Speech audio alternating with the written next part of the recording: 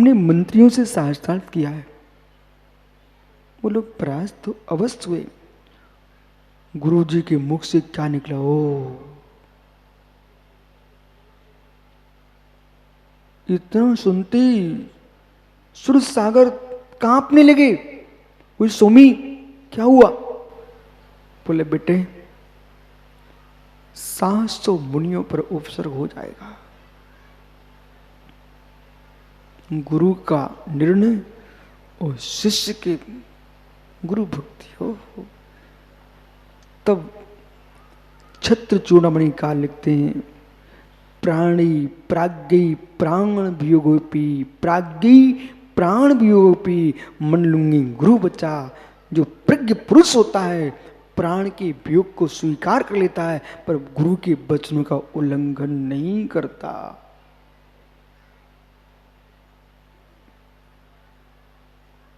प्राणों का वियोग स्वीकार है, पर गुरु के वचनों का उल्लंघन स्वीकार नहीं। स्वामी आदेश करो इससे 700 मुनियों पर उपसर्ग न हो सके। बोले बस आशीर्वाद है, आप सीधे जाओ वहीं जहां पर शास्त्रार्थ हुआ था, वहां खड़े होकर ध्यान करो।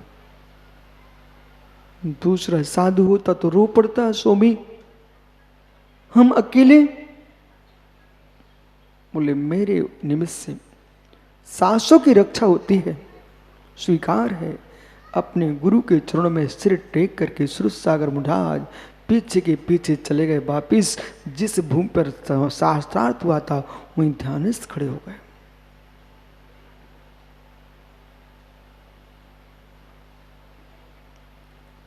ज्ञानी क्या कर सकते हैं? बिच्छू के डंक में जहर होता है, सांप के कंठ में जहर होता है, पर दुष्टों के सर्वांग में जहर होता है।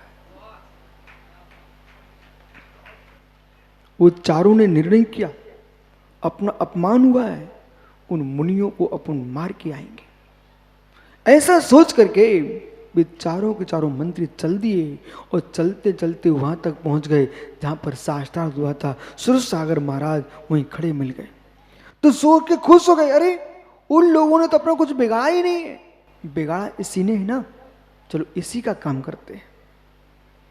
आखिर में मंत्री तो थे, दुष्ट अवश्य थे, पर बुद्धि तो थी। उन्हें मालूम था, माताओं जरा सोचो, गौ हत्या, नारी हत्या, ब्राह्मण हत्या, बाल हत्या और योगी की हत्या, धर्मात्मा ऐसा कभी नहीं करता। क्या तुम जननी हो? जितने बच्चों को तुम गोद में खिला रही हो उतनी योग्यता तुम्हारे पास थी नहीं। मात्र कितने तुमने नष्ट कर दिए, कितने जन्म लेने के पहले ही समाप्त कर दिए, कितनों को आपने आने ही नहीं दिया। इन सब का पाप भोगना पड़ेगा। जो एक लिए घूम रहे हो इसका मतलब एक दिन पाप नहीं किया। युति हत्या, चारों ने तलवारें खींच लिए लेकिन मारने को तैयार नहीं। उन्हें मालूम था ये मुनि है, यति है, परंतु एक दूसरे से कहें आप चलाइए, आप चलाइए। बलि था, बड़ा निकृष्ट चतुर आदमी था। अच्छा ऐसा करते हैं, चारों एक साथ मारते हैं। बोले ठीक है। इधर चारों तलवार ऊपर करने का विचार कर रहे थे, उधर उसी वन के यक्ष का आसन कंपयमान हो गया। यदि आज ही हत्या हो गई योगी की तो वसुंधरा पर निर्घंत मार से आस्थाएं हट जाएंगी। धर्म की रक्षा कौन करेगा? यक्ष ने क्षण मात्र भी विलंब नहीं किया, तुरंत आकर अपनी विक्रिया से जैसे उन चारों ने तलवार को ऊपर किया और तलवार वहां की वहीं रह गई, कीलित कर दिया। वे योगेश्वर धरते के देवता उन 4 तलवारों के मध्य में ऐसे सोएमान हो रहे थे जैसे मित्र तीर्थंकर प्रभु 64 चमरों के बीच में सोएमान होते हैं, वे योगेश्वर तलवार के बीच में सोएमान हो रहे थे। समता के दर्शन देखना तो ये है, पर मुरदास नेत्र बंद किए हैं। ये पीड़ा, ये वेदना, ये उपसर्ग चंद्रमा को सहन नहीं हुआ, चांद को सहन नहीं हुआ, तारों को सहन नहीं हुआ, रात्रि को सहन नहीं हुआ, वो भी छुप गए और मेरे मित्र सूर्य ने अपना कब्जा कर लिया। प्रकाश फैल गया, नगरवासी आना प्रारंभ किए और जब देखा ये दृश्य के 4 मंत्री इस मुद्रा में, दौड़ करके सम्राट से कहा, राजा ने मित्र राजशाही पोशाक को भी धारण नहीं किया, जिस अवस्था में तो उसी अवस्था में दौड़ करके आके देखा, देखते ही दंग रह गया। वो जब खड़े राजा ने कहा इन 4 मंत्रियों के सिर निकाल दिए जाए, तुरंत मुराज ने ध्यान छोड़ दिया। राजन, इनको मारने से कुछ नहीं मिलेगा, मृत्यु दंड ही सुधार नहीं है, इनको सुधरने का मौका दीजिए। हे देव, जो इनको कीलित किए हैं, हम श्रमण हैं, इनको क्षमा कर दीजिए, क्षमा कर दीजिए, हम श्रमण हैं। किम केदी वनवासो काय क्लेशो विस्तुवासो अजड़ मौन पौधे समदा रे समृष्टा। हे श्रमण, किम केदी वनवासो, वन में निवास करना क्या होता है, काय क्लेश तप करने से क्या होता है, अध्ययन और मौन कितना ही रख लो, यदि समता नहीं है तो श्रमण नहीं है, और समता है तो श्रमण है।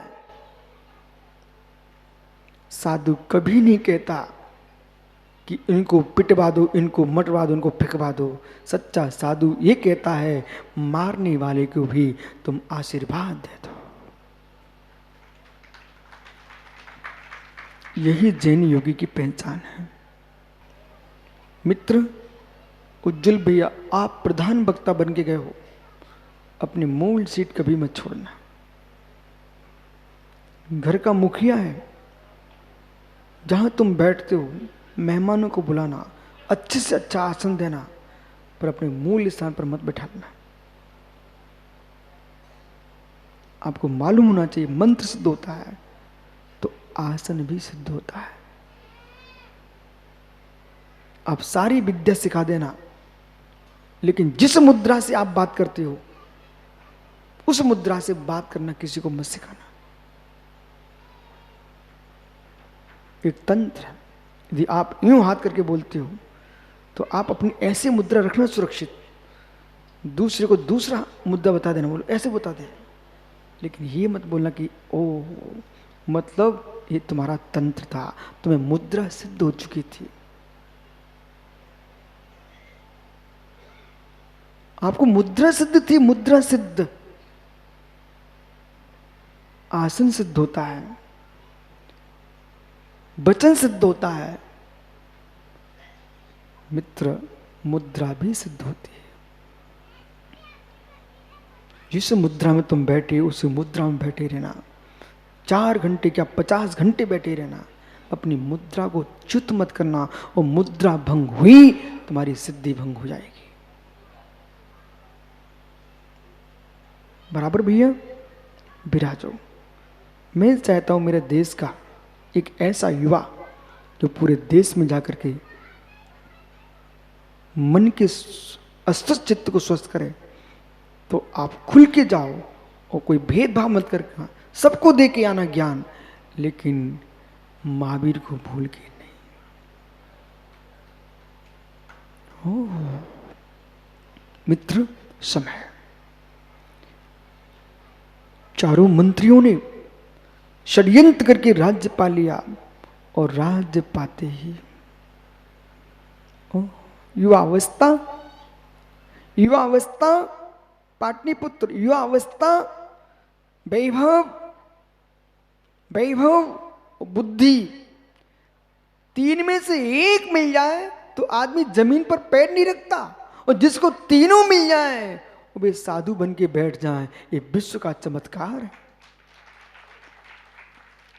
वैभव मिल जाए, युवा अवस्था मिल जाए, वो अधिकार मिल जाए, और फिर भी सज्जन बन के जिए, बहुत बड़ी बात है।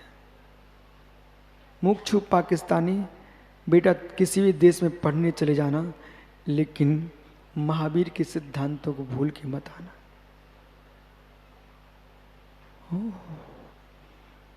सम्राट पद पर आसीन होते ही बलि ने, जहां वीतरागी 700 मुनिराज विराजमान थे,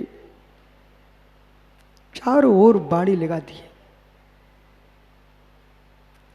और नरमेध यज्ञ, अश्वमेध यज्ञ, गोमेध यज्ञ ऐसे क्रूर कर्म प्रारंभ किए और सड़े गले त्रियंचों की आहुति देना प्रारंभ किए। त्राहिमाम त्राहिमाम मित्र चारों ओर, एक पशु कहीं सड़ा दिख जाए तुम नाक बंद करके भागते हो, घुटती दम 700 के 700 मुनिराज।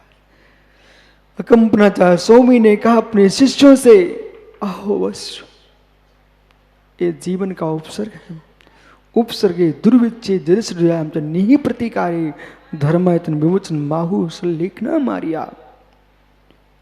जब तक ये उपसर्ग नहीं टलेगा तब तक चारों प्रकार के आहार पाने का त्याग। 700 मुनियों ने एक साथ समाधि धारण कर लिए। धुआं, दुर्गंध, बलि लगा है वेदों की ऋचा पढ़ने के लिए।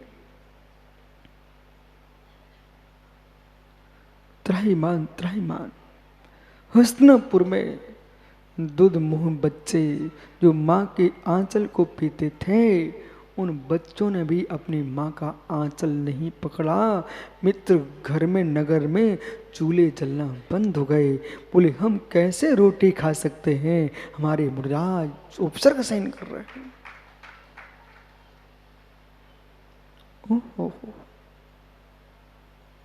एक दिन नहीं, 2 दिन नहीं, 7 दिन व्यतीत हो गए। लोग गए पद्म के पास कि ये क्या हो रहा है। मैं वचन दे चुका हूं। कैसा वचन? ये कैसा वचन? राजा बलि है, राजा बलि है। अकंपनाचार अकंप रहे, घनघोर उपसर्ग। मिथिला के अंदर सार चंदा आचार्य विराजमान थे। अर्धरात्रि के काल में बगल में पुष्दंत नाम का क्षुल्लक था। गुरु महाराज ने आकाश की ओर देखा, श्रवण नक्षत्र कांप रहा था, श्रवण नक्षत्र हिल रहा था। हिलते श्रवण नक्षत्र को देख करके एक वीतरागी मुनिराज दिन में मौन का पालन करते हो, रात्रि में मौन तो रखते ही रखते हैं, जब चाहो जब मौन ले लेते हैं। अचानक गुरु के मुख से रात्रि में शब्द निकल पड़ा, ओ कष्ट घोर उपसर्ग। क्षुल्लक को विलंब नहीं लगा। सुमे क्या हुआ बेटा? क्या दिन था? क्या हम वात्सल्य को मंचों से ही बोलते रहेंगे? कभी दूसरे मुनि संघों की रक्षा भी करने का भाव लाएंगे? आज देश में कोई श्रीफल चढ़वा रहे होंगे, कोई राखी पिच्छियों बंधवा रहे होंगे, कोई मित्र नाना प्रकार के तामझाम कर रहे होंगे, लेकिन सामने दूसरा मुनि दिख जाए तो सिर हिला के निकल जाए, मोड़ के मेरे मित्र पीछे मुड़ के भी ना देखें। ये कैसा वात्सल्य है।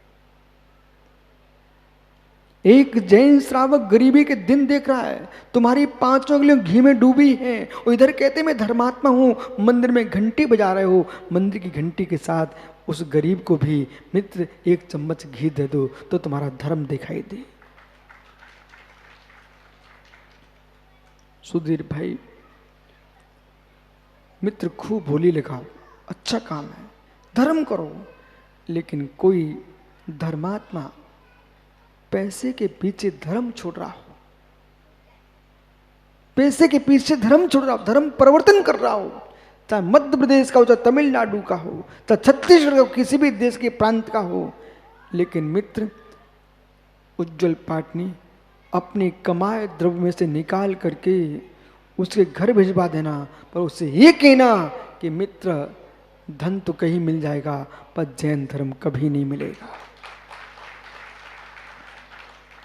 तमिलनाडु में, केरल में ये घटनाएं घट रही हैं, वो आप जैसे लोगों को सोचना चाहिए कि मित्र लोग खरीद खरीद के धर्म अपना बढ़ा रहे हैं, वो हम अपने धर्म को छूटते देख रहे हैं।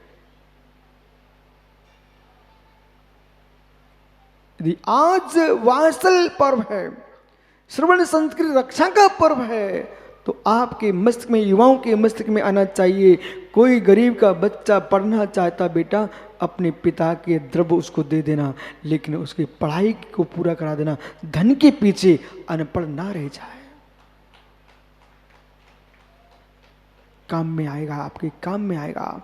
पंडित पन्नालाल साहित्याचार्य का नाम दुनिया को मालूम, राष्ट्रपति पुरस्कार प्राप्त किए पंडित पन्नालाल साहित्याचार्य सागर। जब ये छोटे से गांव से गरीबी की हालत में इनकी बूढ़ी अम्मा एक आटे की मटकी में जरा सा आटा लेकर के सागर पहुंची बरनी जी के पास, तो मालूम शेठों ने क्या बोला? बोले बरनी जी, बाबा जी आप तो किसी को रख लेते हो, इसका खर्च कौन उठाएगा? तो वर्णी जी ने कहा आप विकल्प मत करो, ये बच्चा जब आगे बढ़ेगा ना तो पूरी समाज मुस्कुराएगी। जब राष्ट्रपति पुरस्कार मिला तब समाज को अवगत हुआ कि उसी बुढ़िया का मां बच्चा ये जो मटकी में आटा लेके आई थी जब सागर की मोराजी में।